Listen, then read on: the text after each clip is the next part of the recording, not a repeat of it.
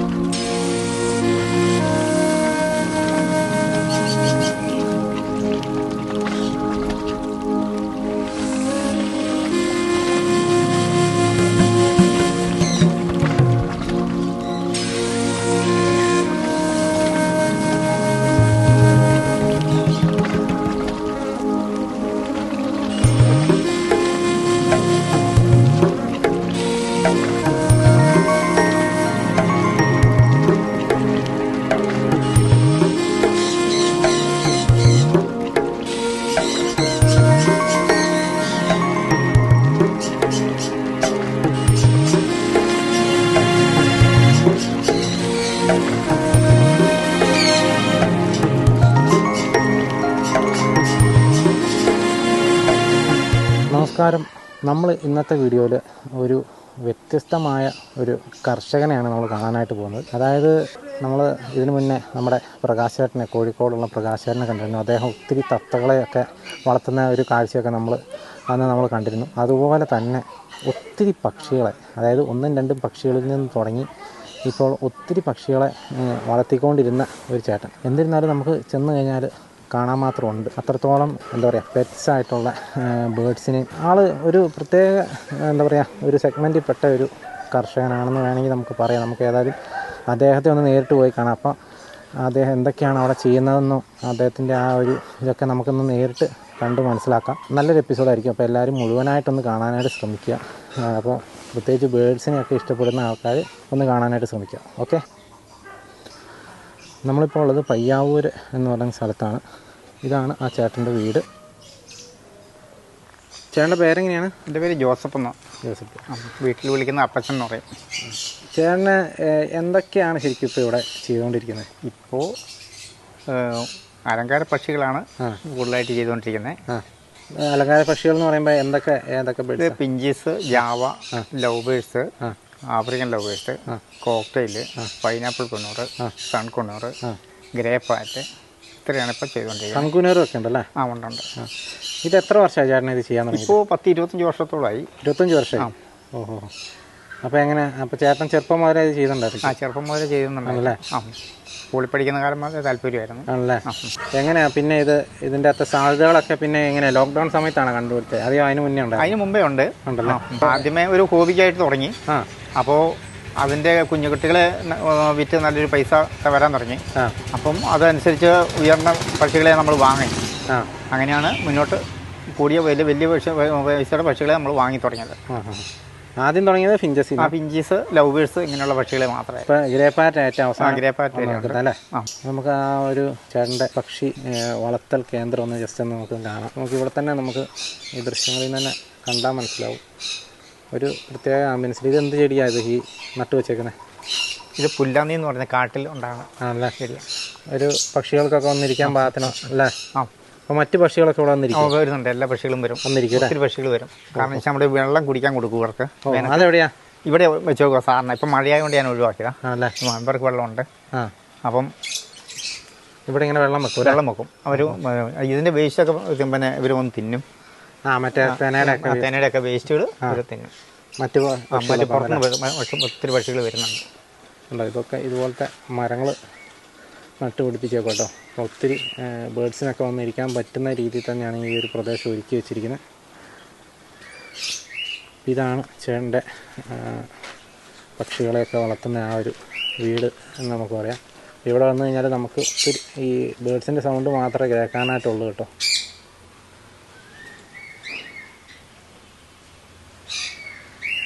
ഇതിങ്ങനെ മൊത്തം നെറ്റിട്ട് അടിച്ച് ഇതാക്കി വെച്ചപ്പോൾ അല്ലേ? അപ്പോൾ ഇതിങ്ങനെ 2 ലെയറായിട്ട് വെച്ചേക്കുന്നുണ്ട്. ഇതിനകത്ത് പാമ്പ് കയറിയായിരിക്കും അല്ലേ? പാമ്പ് എലിയും കയറിയല്ലേ? ഇങ്ങനെ സെപ്പറേറ്റ് 2 റൂം ഇതാക്കിയിട്ടാണ് വെച്ചേക്കുന്നത്. ആദ്യത്തെ റൂം ഇതെന്തിനാ 2 ഡോർ വെച്ചേക്കുന്നത്? എന്തിനാ? ഒന്ന് നമുക്ക് ഇത് പറന്നു പോയാൽ അതിനുള്ളിൽ തന്നെ കിട്ടാൻ വേണ്ടിയിട്ട്. ഓക്കെ, ഞാൻ ഉള്ളിലോട്ട് കയറാം. ഏകദേശം നമുക്ക് കാണാം കേട്ടോ. ഇവിടെയാണ് നമ്മുടെ ബേഡ്സ് എല്ലാം, ഒരു സെറ്റ് ബേഡ്സ് ഉള്ളത് നമുക്ക് കാണാം. ഇത് പൈനാപ്പിളാണ്. പൈനാപ്പിൾ കുഞ്ഞില്ലേ?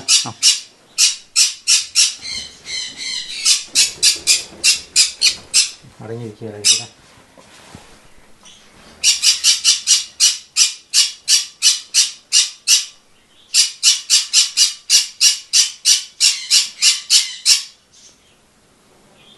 ഇതെങ്ങനെ അതിൻ്റെ അത് പേരായിട്ട് കിടക്കുന്നത്? പേരാണ്. അത് മുട്ടയിട്ടിരിക്കുന്നത്. മുട്ടയിട്ടിരിക്കുക ഇതിനകത്ത് ഉള്ളിൽ മുട്ട കാണണോ? കാണാൻ പറ്റുമോ?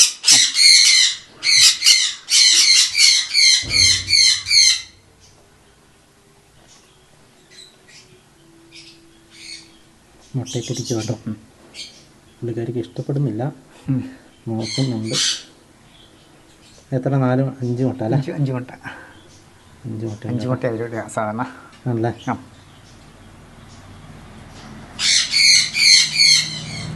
ഇത് pineapple conure. Pineapple yellow shade. എല്ലാ ഷെയ്ഡല്ലേ?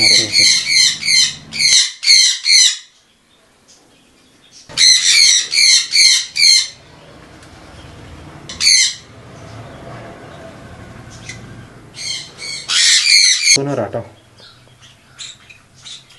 അടിപൊളി.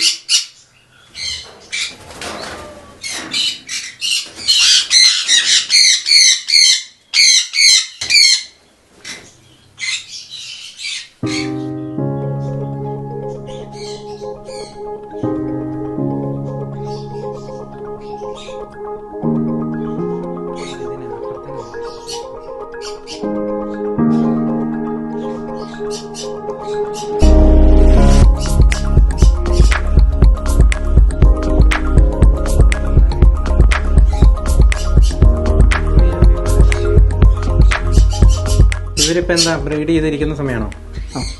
ഇത് മുട്ടയുണ്ടല്ലേ?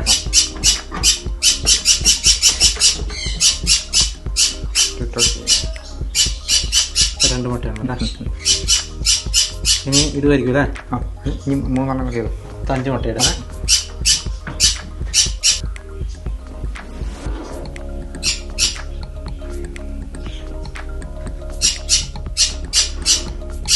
എന്താ കാണിച്ചേ?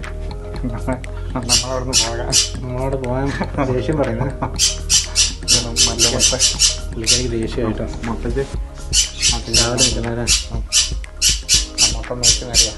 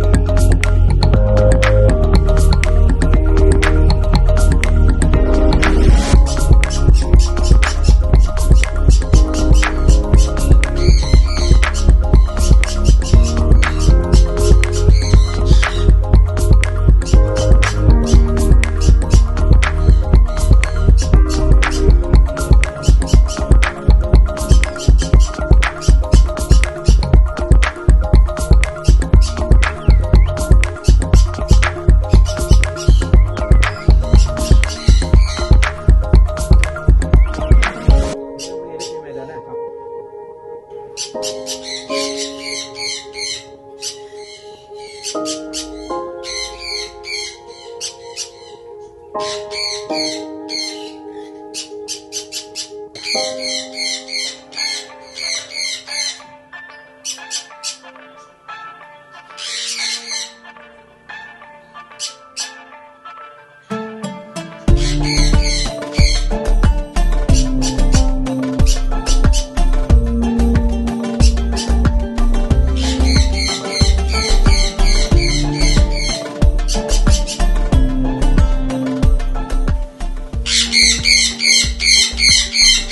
കാലേ കാണുന്ന റിങ് എന്താ? അത് DNA എടുക്കുന്ന DNA എടുക്കാം. ആണും പെണ്ണും തിരിച്ചറിയാം.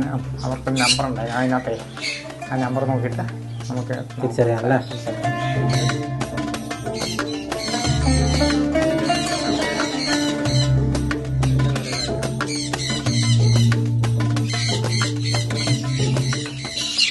അതിൻ്റെ മുകളിൽ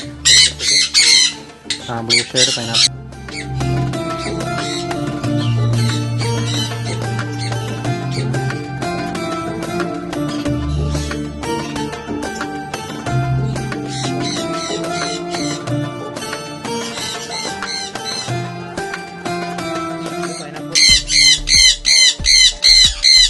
ഇതെന്താ? ഡയമണ്ടോ?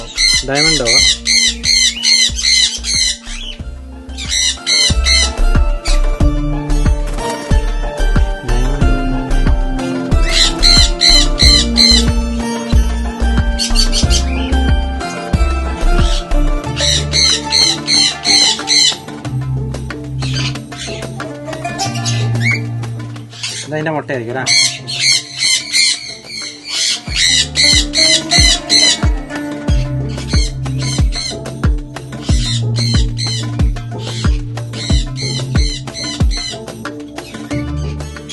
ഏത് ആഫ്രിക്കൻ ലവേഴ്സ് അല്ലേ?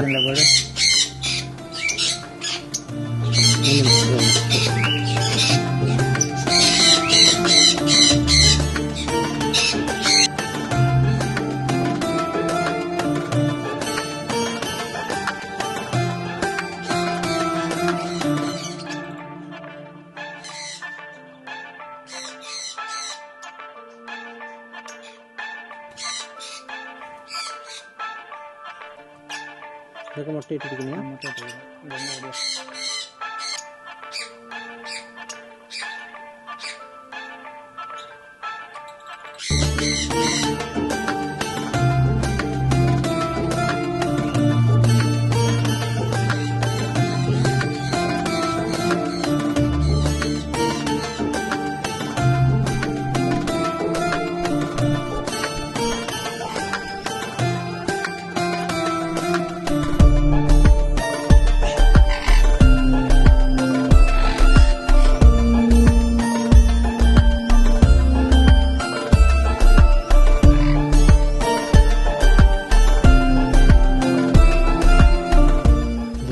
പേര് സൺകുണികൾ കേട്ടോ. ഇവിടെ മൂന്ന് പേരല്ല, 4 പേര് സൺകുണികളുണ്ട് കേട്ടോ.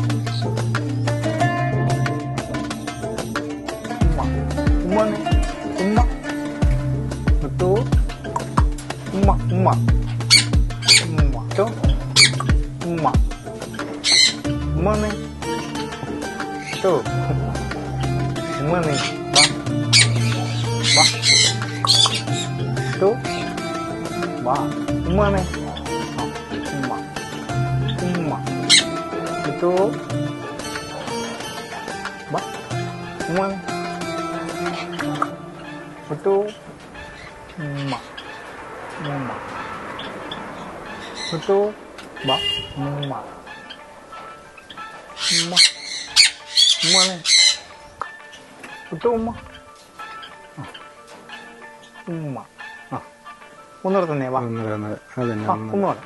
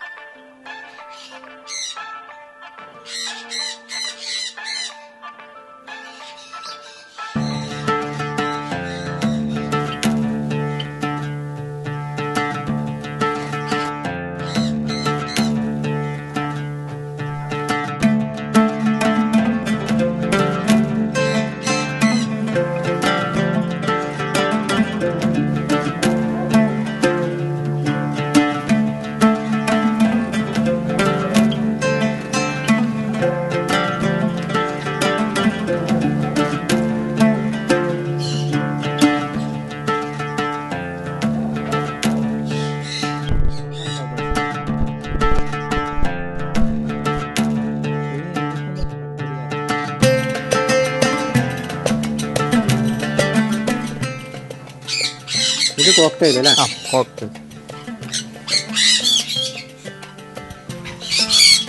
ഇത് സംസാരിക്കും, ഷൂള അടിക്കും, നല്ലപോലെ വർത്താനം പറയില്ല, പക്ഷെ നല്ലപോലെ ഇണങ്ങും. നമ്മൾ സിംഗിളായിട്ട് വളക്കണം. അല്ല, ഒറ്റ ഒരെണ്ണമായിട്ട് വളക്കുവാണെങ്കിൽ ചെറുതായിട്ട് സംസാരിക്കും, ഷൂള അടിക്കും, അല്ലെ പറന്നുവേരെ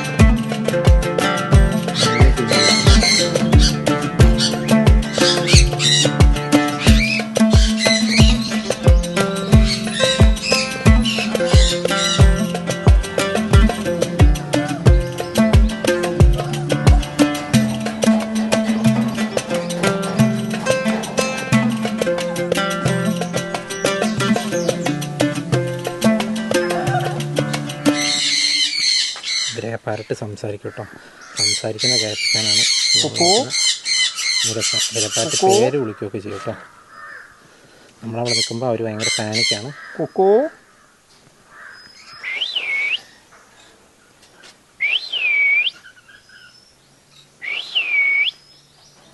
പത്ത് പുറത്തിറക്കണം ചിലപ്പം. ഇനി വാ വാ, ഇതിന് മിന്നു വാ വാ, ഒരു ഉമ്മ വന്നേ, വാ. ആ, ഒരു ഉമ്മ വന്നേ. ആ, ഒരു ഉമ്മ വന്നേ. ആ,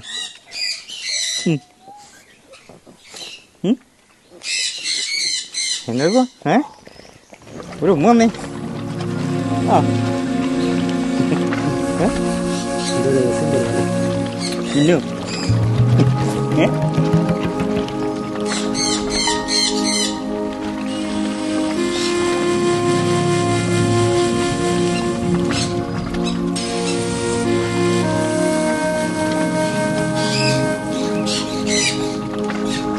മിന്നു വാ വാ വാ, ഒരു ഉമ്മ വന്നേ.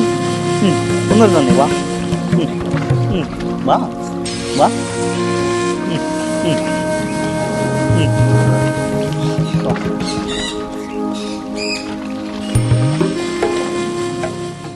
ഭയങ്കര സ്നേഹമല്ലേ?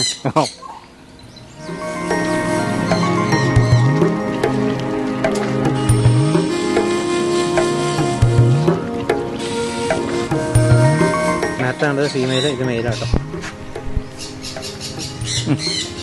വാ, എന്ത് കഴിഞ്ഞ വലിയ കാര്യമല്ലേ? ആടാ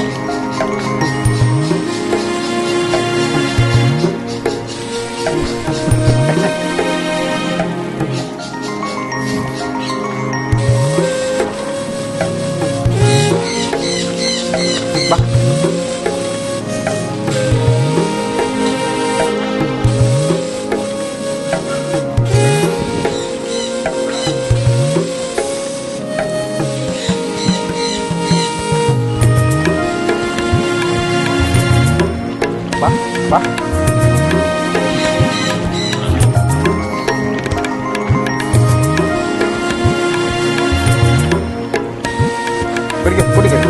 കുടിക്കരുത്. ആ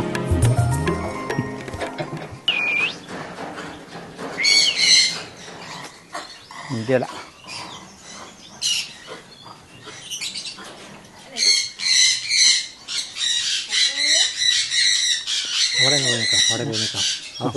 അവള് വിളിച്ചാലേ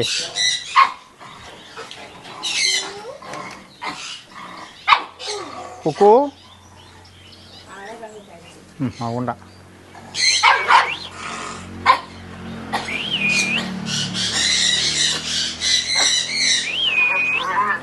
അതുപോലെ ഈ ഗ്രേ പാരറ്റ് സംസാരിക്കൂലേ? ഗ്രേ പാരറ്റ് ലോകത്തിലെ എല്ലാ ഭാഷയും സംസാരിക്കുന്ന ഒരു പക്ഷിയാണ് ഗ്രേ പാരറ്റ്. നമ്മൾ ഏത് ഭാഷ സംസാരിച്ചാലും അത് അവർ അതേപടി തന്നെ സംസാരിക്കും. ഒരു 5-8 ലൈനുള്ള ഒരു പിന്നെ പാട്ട് പോലും അവർക്ക് പാടാൻ പറ്റും. നമ്മുടെ തത്തയൊക്കെ ഒരു ചുരുങ്ങിയ വാക്കുകൾ മാത്രമേ സംസാരിക്കുള്ളൂ. മറ്റേ ഇവർക്ക് അതിനുള്ളൊരു കഴിവുണ്ട്. ഗ്രേ പാരറ്റ് മെമ്മറി ഉണ്ടല്ലേ? അതുപോലെ ഒരാളെ എപ്പം എത്ര കാലം കഴിഞ്ഞാലും അവർക്ക് തിരിച്ചറിയാൻ പറ്റും. പേര് വിളിക്കുന്ന ഞാൻ കേട്ടു. കേട്ടായിരുന്നോ?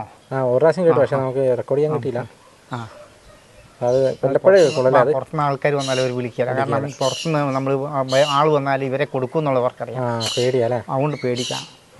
അതുകൊണ്ടാണ് അവർ സംസാരിക്കുകയോ അല്ലെങ്കിൽ നമ്മളുമായിട്ട് കൂടുതൽ ഇടപഴകുകയോ ചെയ്യില്ല. പിന്നെ അതുപോലെ തന്നെ ഈ കോക്ടെയിലും പിന്നെ കുറച്ച് ചെറിയ സംസാരിക്കും, ചെറിയ വാക്കുകൾ. അതുപോലെ ഷൂള അടിക്കും. നമ്മൾ ഏത് തരത്തിൽ ഷൂള അടിച്ചാലും അതുപോലെ തന്നെ ഷൂള അടിക്കും. റിപ്പീറ്റ് ചെയ്യും. പിന്നെ ഒരെണ്ണത്തിനെ മാത്രം വളർത്തി കഴിഞ്ഞാൽ നമ്മൾ പേര് വിളിച്ചു കഴിഞ്ഞാൽ പുറത്ത് പോയാൽ തിരിച്ചു വരും. ഈ സൺകുണൂർ സംസാരിക്കും. സൺകുണൂറും ചെറിയ ഷൂള അടിക്കും. മറ്റിങ്ങനെയുള്ളതൊക്കെ കാര്യമായിട്ട് സംസാരിക്കുന്നത് ഗ്രേ പാരറ്റാണ് ഏറ്റവും കൂടുതൽ സംസാരിക്കുന്നത്. പിന്നെ ഇവരെല്ലാവരും ഇണങ്ങി കഴിഞ്ഞാൽ തിരിച്ചു വരും. ചെറിയ കുട്ടികളെ ഹാൻഡ് ഫീഡ് കൊടുത്ത് വളർത്തണം. രോമൊക്കെ വരാം. ഒരു 10-30 ദിവസമാകുമ്പോൾ എടുക്കുക. എന്നിട്ട് നമ്മൾ ഹാൻഡ് ഫീഡ് കൊടുക്കുക. A90 എന്ന് പറഞ്ഞൊരു പൗഡർ ഒരു പൊടിയാണ്. നമ്മൾ അമൃതം പൊടി പോലത്തെ ആ പൊടി നമ്മൾ ഒരു ക്രീം പരുവത്തിലാക്കിയിട്ട് സിറിഞ്ചിനകത്ത് അല്ലെങ്കിൽ സ്പൂണിനകത്ത് കൊടുക്കാം. പിന്നെ ബ്രൂഡറുണ്ട്, ബ്രൂഡറിനകത്ത് വെച്ച് നമ്മൾ കൊടുക്കുക. അതുപോലെ ഈ വീടിൻ്റെ സൈഡിൽ കൂടെ കണ്ടോ, ഈ കാണുന്നതൊക്കെ ചെറുതേനീച്ചയുടെ പെട്ടി കേട്ടോ. തേനീച്ചപ്പെട്ടിയാണ് ഈ കാണുന്നത്.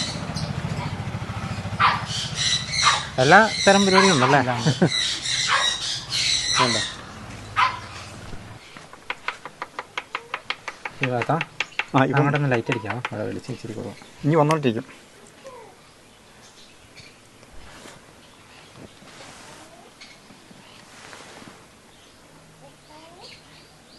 ആ സൗണ്ട്.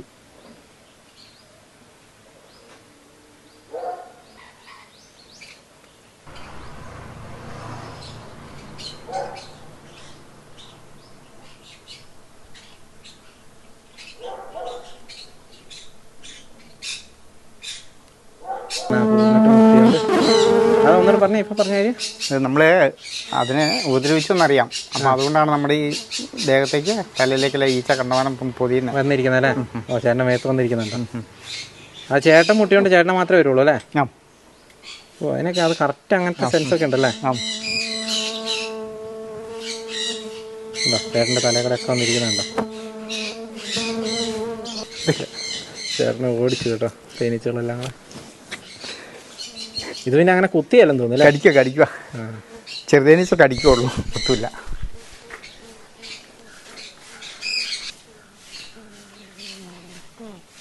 ശരിക്കാണോ? ചേട്ടൻ്റെ ചെവിയിലൊക്കെ വന്നിരിക്കുന്നുണ്ട്.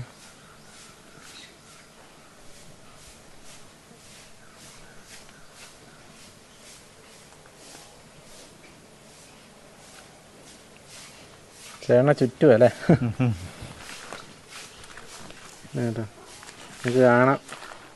ചേട്ടനിപ്പോൾ ആ കൂടിനിട്ടൊന്ന് തട്ടി അതിൻ്റെ ദേഷ്യപ്രകടനമായി കാണുന്നത്. എല്ലാ ജീവികൾക്കും അതിൻ്റേതായ ഒരു സെൻസും ഉണ്ട്, അതിൻ്റേതായ വികാരങ്ങളുണ്ട് കേട്ടോ അവർക്കൊക്കെ.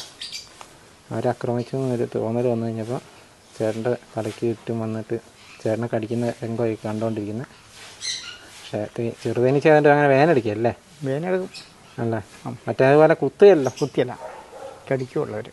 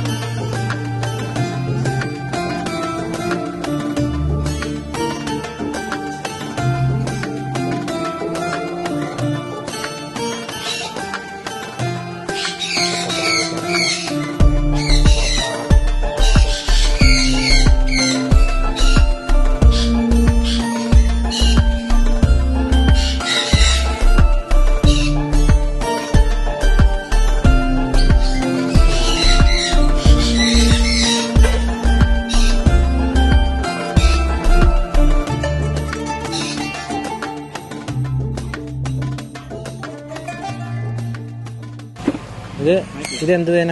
ഇത് ഞൊടി സാധാ തേന.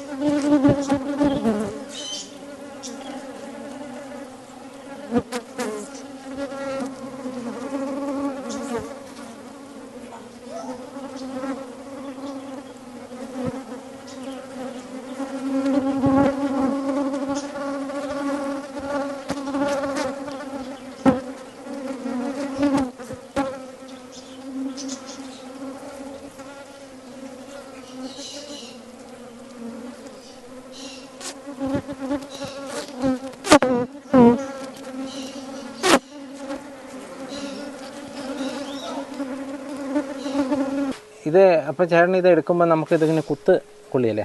കുത്തും. നമ്മൾ കുത്താതിരിക്കാൻ കുറേ കാര്യങ്ങൾ ശ്രദ്ധിക്കാനുണ്ട്. ഒന്നാമത്തെ, നമ്മൾ ഈ വാതിൽക്കൽ മാത്രം നിൽക്കാൻ പാടില്ല. 3 വശത്ത് നിന്നാൽ കുഴപ്പമില്ല. ഈ കുത്തുന്നത് ഈ മാർഗതടസ്സം ഉണ്ടാക്കല്ലേ അവരുടെ വഴിക്ക്. പിന്നെ രണ്ടാമത്, നമ്മൾ ഈ മഴക്കാർ മൂടിക്കിടക്കുമ്പോൾ, മഴ പെയ്യുമ്പം കൂട് തുറക്കാൻ പാടില്ല. അപ്പോൾ അവർക്ക് അലോസരാണത്. അവർ ഈ തേനീച്ച കുത്താൻ സാധ്യത മഴക്കാർ കൂടുമ്പം. പിന്നെ നമ്മൾ കുത്താതിരിക്കാൻ നമ്മൾ കൈവിരൽ ഇങ്ങനെ വെറുതെ ഇങ്ങനെ വെച്ചിട്ട് ഊതുക. ഇങ്ങനെ ഊതിക്കഴിഞ്ഞാൽ ഈച്ച എല്ലാം താഴോട്ട് പോകും, ഇങ്ങോട്ട് വന്ന് കുത്താറില്ല. പിന്നെ നമുക്ക് മാനസിക ടെൻഷൻ ഉണ്ടെങ്കിൽ ഈച്ചയുടെ അടുത്ത് പോയാൽ ഈച്ച കുത്തും. അത് അവർക്കറിയാം. നമ്മുടെ മാനസിക അവസ്ഥ, ബോഡി ടെമ്പറേച്ചറാ? അല്ലല്ല, നമുക്ക് ടെൻഷൻ ഉണ്ടെന്ന് കണ്ടാൽ, നമുക്ക് ടെൻഷൻ ഉണ്ടെങ്കിൽ ഈച്ചയ്ക്ക് അതറിയാം. മനസ്സിലാവും. ഈച്ചയ്ക്ക് മനസ്സിലാവും, ഈച്ച കുത്തും. അവർക്കത് സെൻസ് ചെയ്യാൻ. അപ്പോൾ ഒരു ഈച്ച നമ്മൾ കുത്തിക്കഴിഞ്ഞാൽ എല്ലാവരും മത്തും. ഒരു ഈച്ച കുത്തിക്കഴിഞ്ഞാൽ അതിൻ്റെ ആണി അവിടെ ഇരുന്ന് അത് അതിൻ്റെ സ്മെല്ല് പുറപ്പെടുവിച്ചിട്ട് അത് ചത്തുപോകും. അത് ചാകുന്നതിന് മുമ്പ് ഈ ഈച്ച 3 പ്രാവശ്യം നമ്മുടെ തലയുടെ പുറമെ കറങ്ങും. കറങ്ങിയതിന് ശേഷമാണ് ഈ ഈച്ച ചാകുക. ഈ കറങ്ങുന്നതിൻ്റെ ഉദ്ദേശം നമ്മളെ കാണിച്ചു കൊടുക്കുക എന്നുള്ള ഉദ്ദേശവും ബാക്കിയുള്ളവരെ. അപ്പോൾ അവരെല്ലാവരും വന്ന് കുത്തുന്നു. അപ്പോൾ ഒരു ഈച്ച കുത്തിയാൽ നമ്മൾ അനങ്ങാതെ നിന്ന് കഴിഞ്ഞാൽ ഒരു ഈച്ച പിന്നെ കുത്താറില്ല. ആ ഒരു ഈച്ച കുത്തി വീണ്ടും 2-3 ഈച്ച കുത്തുമ്പോൾ നമ്മൾ എല്ലാവരെയും അടിച്ചു കൊല്ലും. ആ കൊല്ലുമ്പം ആ സ്മെല്ല് പുറപ്പെടുവിക്കുമ്പോഴാണ് ഈച്ച വീണ്ടും കൂടെ വന്ന് കുത്തുന്നതായിട്ട്. അപ്പോൾ 1-2 ഈച്ച കുത്തിയാൽ അനങ്ങാതിരിക്കുകയാണെങ്കിൽ നമുക്ക് ആ കുത്തേ കിട്ടുള്ളൂ. വീണ്ടും കുത്ത് കിട്ടാതിരിക്കാൻ സാധ്യത കൂടുതലാണ്. ഇതിൻ്റെ ഇത് കുത്തിയ വിഷമുണ്ടോ? വിഷമുണ്ട്, ചെറിയ വിഷമുണ്ട്. ആ, പിന്നെ ഈ വിഷം നല്ലതുമാണ് ഒരു പരിധി വരെ. ഒത്തിരി വാദത്തിനും ഒത്തിരി അസുഖങ്ങൾക്ക് നല്ലതാണ് ഈ പിന്നെ തേനീച്ച കുത്തിക്കുന്ന കുത്തി ഉള്ള ചികിത്സയുണ്ട് ഇപ്പോൾ. പിന്നെ 3 തരം ഈച്ചയാണ് ഇതിനകത്തുള്ളത്.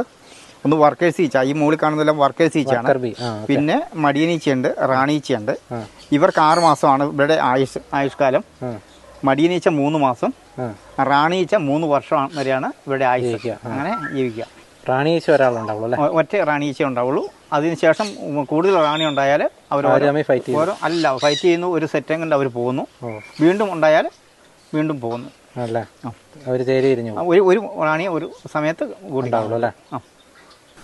പിന്നെ ചേട്ടൻ്റെ അടുത്ത് കുറെ കോയിൻ കളക്ഷൻ ഉണ്ടെന്ന് പറഞ്ഞു. കോയിൻ കളക്ഷൻ ഉണ്ട്.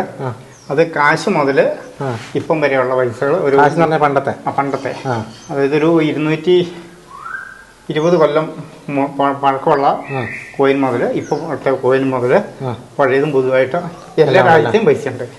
ഇന്ത്യൻ പൈസ മാത്രമല്ല, എല്ലാ രാജ്യത്തെയും നോട്ടും ഉണ്ട്, കോയിനും ഉണ്ട്. അതാണ് കാണിച്ചോ? ആ, ചേട്ടന് ഇവിടെ എൻ്റെ കോയിൻ്റെ കളക്ഷൻ ഉണ്ട് കേട്ടോ. ഇല്ലാതെ ഇങ്ങനെ വെച്ചേക്കോ അല്ലേ? ഇപ്പുറം നിന്നാൽ മലയാളത്തിൽ എഴുതിയിട്ടുള്ളത്. ഏതാ കാശ്? ഇത് ഒരു കാശ്. ഒരു കാശ്. ഓ, ഇതാണല്ലോ കാശ് എന്ന് പറയുന്ന സാധനം. ഇതാണയാ? ഇതാണ്. ഇതൊക്കെയാണ്. ഇത് ഒരണ കേട്ടോ. ഇതെന്താ? കാലണയാ? കാലണ, അരയണ. ഇത് ഒരണ, അരയണ. കാണ കേട്ടോ. ആണ്. ഇതെന്താ പൈസയാ? ഓട്ടക്കാലാണല്ലേ? ഓ, അതൊക്കെ ശരിക്കും ഒരു കോയിനല്ല, നമ്മൾ പണ്ട് സിനിമയിലൊക്കെ കേട്ടിട്ടുള്ള ഓട്ടക്കാലാണ്. കൊള്ളാം. മുന്നോട്ട് പതുക്കെ കൊണ്ടേക്ക്. ഇതെന്താ ഒരു പൈസയാ? 1 പൈസ, 2 പൈസ പഴയത്, 5 പൈസ, 5 പൈസ അല്ലേ? 10 പൈസ. ഏതാ 10 പൈസ? 10 പൈസയൊക്കെ ഞാൻ കണ്ടിട്ടുണ്ട്. 5 പൈസയും 10 പൈസയും കണ്ടിട്ടുണ്ട്. പിന്നെ അങ്ങോട്ട് പോന്നാൽ 20 പൈസ. ഇതല്ലേ? ഇതൊക്കെ 20 പൈസ. ഇതൊക്കെ 20 പൈസ. 20 പൈസയും കണ്ടിട്ടുണ്ട്. കാലണ ഒന്നും കണ്ടിട്ടില്ല. 1 രൂപ, 1/2 രൂപ. ഇതൊക്കെ 1/2 രൂപ, 1 രൂപ. ഇത് പഴയ 25 പൈസ. ഇതൊക്കെ ഏത് രാജ്യത്തിൻ്റെയാ? ഓരോ രാജ്യത്തെയാണ്. പല രാജ്യങ്ങളുണ്ടല്ലേ?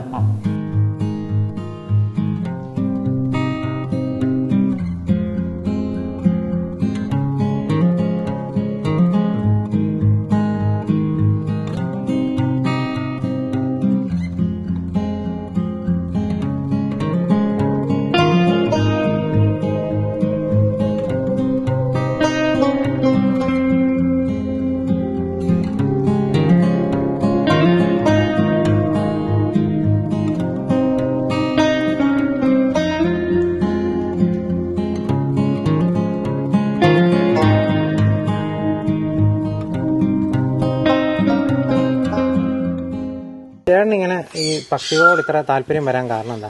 സ്കൂളിൽ പഠിക്കുന്ന കാലം മുതൽ ഈ പരുന്ത്, കാക്ക, ചെറിയൻ, പ്രാപ്പിയൻ എന്നുള്ള സാധനങ്ങളൊക്കെ ചെറിയ ചെറിയ പക്ഷികളെ ആക്രമിച്ച് പരിക്ക് പറ്റി നിലത്തൊക്കെ വീണ് കിടക്കാറുണ്ടായിരുന്നു. അപ്പോൾ അവരെയൊക്കെ എടുത്ത് പരിപാലിച്ച് തീറ്റയൊക്കെ കൊടുത്ത് വളർത്തി അങ്ങനെയാണ് ഇവരെ ആദ്യമായിട്ടിങ്ങനെ ഇണക്കി വളർത്താം. അപ്പോൾ ഈ പക്ഷികളെല്ലാം ഇണങ്ങുമെന്നും ഇവർക്ക് ഹാൻഡ് ഫീഡ് കൊടുത്ത് വളർത്തിയാൽ നമ്മളോട് കൂടുതൽ താല്പര്യം ഉണ്ടെന്നുള്ളത് മനസ്സിലാക്കിക്കൊണ്ടാണ് ഞാൻ ഈ പക്ഷികളെ വളർത്താൻ വേണ്ടി തുടങ്ങിയത്. അപ്പം അതിന് ശേഷം നമുക്ക് ഇന്ത്യൻ പക്ഷികളെ വളർത്താൻ പാടില്ല എന്നുള്ള നിയമം വന്നപ്പോൾ ഞാൻ വിദേശ പക്ഷികളെ മേടിച്ച് വളർത്താൻ തുടങ്ങി. അപ്പോൾ അവർ ഹാൻഡ് ഫീഡ് കൊടുത്ത് കുഞ്ഞുങ്ങളെ വളർത്തി കഴിഞ്ഞാൽ നമ്മളെ കഴിഞ്ഞും മനുഷ്യനെ കഴിഞ്ഞും സ്നേഹിക്കുന്ന ഒരു ജീവിയാണ് പക്ഷികളെന്ന് മനസ്സിലാക്കി. അതുകൊണ്ടാണ് ഞാനിത് കൂടുതലായിട്ട് ഇവരോട് ഇങ്ങനെ ഈ എന്താ പറയുക, ഇവരിങ്ങനെ സ്നേഹിച്ച് ഇവരിങ്ങനെ പരിപാലിച്ച് ഇങ്ങനെ പോകുമ്പോൾ എന്താണ് ചേട്ടന് മനസ്സിന് കിട്ടുന്ന ഒരു സന്തോഷം എന്താ? മാനസികമായിട്ട് ഇവരുടെ സ്നേഹം നമ്മൾക്ക് അനുഭവിച്ചറിയുമ്പോൾ ഇവരോട് നമുക്ക് മനസ്സിന് നല്ലൊരു ഇതാണ്. നമുക്ക് എല്ലാ ടെൻഷനുകളും മാറിപ്പോകും. ഇത് തന്നെ എല്ലാവരും പറയുന്നത്, നമുക്കൊരു ടെൻഷനും ഇല്ലാണ്ടാവും. തേനീച്ച, പക്ഷികൾ, അലങ്കാര മത്സ്യങ്ങൾ, പക്ഷികൾ, ഇതിനെല്ലാം നമുക്ക് നല്ലൊരു ഇതാണ്. ഈ ബേഡ്സിനെയൊക്കെ ചേട്ടൻ സെയിൽ ചെയ്യുന്നുണ്ടോ? സെയിൽ ചെയ്യുന്നുണ്ട്. ഞാൻ കുട്ടികളെ ആയിക്കഴിഞ്ഞപ്പം ഓരോരുത്തർക്ക് വന്ന് ചോദിച്ചു. ആദ്യം ഫ്രീ ആയിട്ട് കൊടുത്തു. പക്ഷെ അത് കഴിഞ്ഞപ്പോൾ നമുക്ക് ചിലവുണ്ടല്ലോ ഇതിനൊക്കെ വളർത്തുന്നതിന് വേണ്ടി നമുക്ക് പൈസ കൊടുക്കാൻ തുടങ്ങി. അത് നല്ലൊരു ഇൻകം വരാൻ തുടങ്ങി. അതിനുശേഷമാണ് ഇത് വിപുലമാക്കി തുടങ്ങിയത്. ഈ സൺകുനൂറിൻ്റെ ഒക്കെ കുഞ്ഞുങ്ങളെയൊക്കെ ആവശ്യമുണ്ടെങ്കിൽ ആരെങ്കിലും ആവശ്യപ്പെട്ടാൽ ചേട്ടന് കൊടുക്കാൻ പറ്റും അല്ലേ? ഇപ്പോൾ അവിടെ അവൈലബിൾ ആയിട്ടുള്ള അനുസരിച്ച് കൊടുക്കാം അല്ലേ? ചേട്ടൻ്റെ നമ്പർ ഞാൻ അതിൻ്റെ അകത്ത് കൊടുക്കാം. ആർക്കെങ്കിലും ആവശ്യമുണ്ടെങ്കിൽ ഇതാ ചേട്ടനെ കോൺടാക്ട് ചെയ്താൽ മതി കേട്ടോ. ആർക്കെങ്കിലുമൊക്കെ ഇതുപോലെ ബേഡ്സിനെയൊക്കെ ആവശ്യമുണ്ടെങ്കിൽ തീർച്ചയായിട്ടും ഞാൻ ചേട്ടൻ്റെ നമ്പർ ഞാൻ ഇവിടെ ഡിസ്ക്രിപ്ഷൻ ബോക്സിൽ കൊടുക്കുന്നുണ്ട്. അപ്പോൾ നിങ്ങൾക്ക് ആർക്കെങ്കിലും ബേഡ്സിനെയൊക്കെ ആവശ്യമുണ്ടെങ്കിൽ അത് സൺകുനൂരാകട്ടെ, പൈനാപ്പിൾ കുനൂരാകട്ടെ, grey parrot, African love birds, അതുപോലെ തന്നെ ഡോവ്, ഫിഞ്ചസ്, ഇങ്ങനെയുള്ള ജാവ, കോക്ടെയിൽ, ഇങ്ങനെയുള്ള ബേഡ്സിനൊക്കെ നമ്മളിപ്പോൾ കണ്ടു. അപ്പോൾ ഇച്ചിരി ഡാർക്കായിട്ടുള്ള ഏരിയയാണ്. പുള്ളി ലൈറ്റ് അധികം യൂസ് ചെയ്യുന്നില്ല. അതുകൊണ്ടാണ് നമുക്കധികം വെളിച്ചം ഒരു പ്രശ്നമുണ്ടായിരുന്നു. ഏതായാലും വളരെ മനോഹരമായ കാഴ്ചകളായിരുന്നു. നിങ്ങൾക്ക് എല്ലാവർക്കും ഇഷ്ടപ്പെട്ടു കാണുമെന്ന് വിചാരിക്കുന്നു. അപ്പോൾ ആർക്കെങ്കിലും ഇത് കൂട്ട് ബേഡ്സിനെയൊക്കെ വളർത്താൻ ആഗ്രഹമുണ്ടെങ്കിൽ നിങ്ങൾക്ക് തീർച്ചയായിട്ടും ചേട്ടനെ കോൺടാക്ട് ചെയ്യുന്നതാണ്. ചേട്ടൻ്റെ കോൺടാക്ട് നമ്പർ ഞാൻ ഡിസ്ക്രിപ്ഷൻ ബോക്സിൽ ആഡ് ചെയ്യുന്നുണ്ട്. അതുപോലെ തന്നെ ഇപ്പോൾ ഇവിടെ സ്ക്രീനിലും കാണിക്കാം. ചേട്ടനെ കോൺടാക്ട് ചെയ്താൽ നിങ്ങൾക്ക് വീട്ടിൽ വളർത്താൻ ആവശ്യമായുള്ള പക്ഷി കുഞ്ഞുങ്ങളെ കിട്ടുകയും ചെയ്യും. അതുപോലെ തന്നെ അതിനെ വളർത്തേണ്ട രീതിയൊക്കെ ചേട്ടൻ പറഞ്ഞു തരും കേട്ടോ. അപ്പോൾ നമ്മളിവിടെ വന്നപ്പോൾ ഒരു പ്രത്യേകതരം ഒരു ആംബിയൻസ് ആയിരുന്നു. പ്രത്യേകിച്ച് ഈ ബേഡ്സിൻ്റെ സൗണ്ടും കാര്യങ്ങളൊക്കെ കേട്ടപ്പോൾ നമ്മളിതിന് തന്നെ പ്രകാശേട്ടൻ്റെ തത്തകളെ കണ്ടപ്പോഴും ഇവിടെ വന്നപ്പോഴും എനിക്ക് ഒരേ ഫീലിംഗ് തന്നെയാണ് കിട്ടുന്നത്.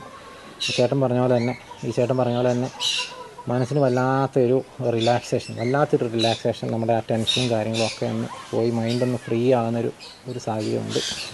അതുപോലെ തന്നെ നമ്മൾ എന്ത് ടെൻഷൻ അടിച്ചിരിക്കുകയാണെങ്കിലും ഇതുങ്ങളെയൊക്കെ കണ്ട് ഇതുങ്ങളെ ആ ഒരു മൂമെൻറ്റ്സും ഇതുങ്ങളുടെ ആ ഒരു എന്താ പറയുക കലവില സൗണ്ടുകളും കാര്യങ്ങളൊക്കെ കേൾക്കുമ്പോൾ നമുക്ക് മനസ്സിനൊരു റിലാക്സേഷനാണ്. ഇത് തന്നെയാണ് ബേഡ്സിനെ വളർത്തുമ്പോൾ നമുക്ക് കിട്ടുന്നത്. പക്ഷികളും മൃഗങ്ങളും ഒക്കെ ഒരു പക്ഷേ മനുഷ്യനെക്കാട്ടും തിരിച്ച് സ്നേഹം തരുന്ന ജീവികൾ തന്നെയാണ്. അപ്പോൾ തീർച്ചയായിട്ടും ഇങ്ങനെ വളർത്തുന്നവർക്ക് ഒരു പ്രത്യേക ക്യാരക്ടറുമായിരിക്കും, ഒരു നല്ല ക്യാരക്ടറായി. ഒരു പക്ഷേ ഒരിക്കലും ഇങ്ങനെ ബേഡ്സിനെയൊക്കെ വളർത്തുന്നവരുടെ ഒരു ആറ്റിറ്റ്യൂഡും തന്നെ വ്യത്യാസമുണ്ട്. അവരൊരു പ്രത്യേക ഒരു മൈൻഡുള്ള ആൾക്കാരായിരിക്കും. ഒരിക്കലും എന്താ പറയുക ഒരു ക്രിക്കഡ് ആയിരിക്കില്ല. എപ്പോഴും നല്ലൊരു പ്ലസൻ്റ് ആയിരിക്കും. അവർക്ക് എപ്പോഴും ഒരു പോസിറ്റീവായിട്ടുള്ള തിങ്കിങ് ആയിരിക്കും എപ്പോഴും മനസ്സിൽ വരും. അപ്പോൾ ആർക്കെങ്കിലും ഇങ്ങനെ ബേഡ്സിനെയൊക്കെ വളർത്താനോ അല്ലെങ്കിൽ ബേഡ്സിനെയൊക്കെ ആവശ്യമുണ്ടെങ്കിൽ ചേട്ടനെ കോൺടാക്ട് ചെയ്യാം. അപ്പോൾ ഇത്രയൊക്കെയാണ് എനിക്ക് ഈ വീഡിയോയിലൂടെ കാണിക്കാനുള്ളത്. അപ്പോൾ വീണ്ടും മറ്റൊരു ദിവസം മറ്റൊരു നല്ല എപ്പിസോഡുമായി വീണ്ടും കാണാം. Thank you.